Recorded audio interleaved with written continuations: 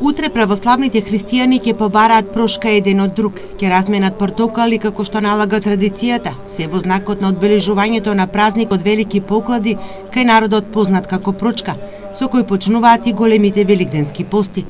За православната црква проштевањето е христијански чин, паѓајќи од тоа дека Светото писмо не учи и дека треба да си помагаме и проштеваме.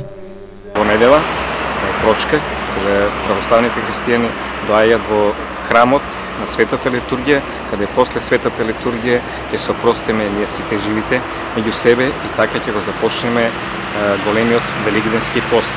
Започнувањето на постот значи дека од понеделник треба да почнеме да постиме од понеделник до петок без масло, сабота и недела со масло. Прочка е празник со кој се поврзани повеќе народни обичаи и верувања. Во Штипско порано се давало јаболка. Познат е обичајот на големата ората купа. Се палеле огнови кои ги прескокнувале децата. Трапезата по обичај на овој ден е богата, а секоја домакинка прави баклава. И секогаш по правило помладите одат бараат прошка кај повозрастните, децата кај од родителите, комшиниците од кумовите и слично.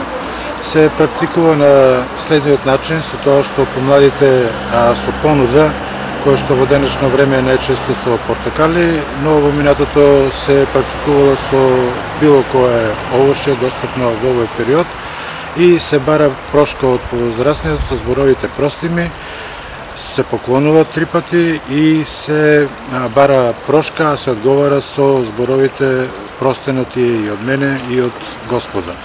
За верниците овој празник е ден за простување и очистување од гревовите. Затоа помладите бараат прошка од постарите, кумашинците одат кај кумовите. Мора да се поклониме, да не идеме, па што да правиш, тоа си е традиција наша, така ли?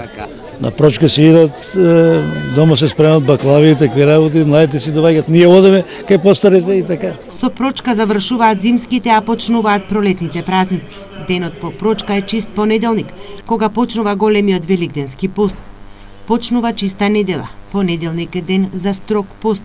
Домакинките прават бело постно гравче, ги вријат садовите да се измијат и испоснат од мрсната храна, а почнуваат и со спремањето на домовите и подготовките за големиот христијански празник Великден.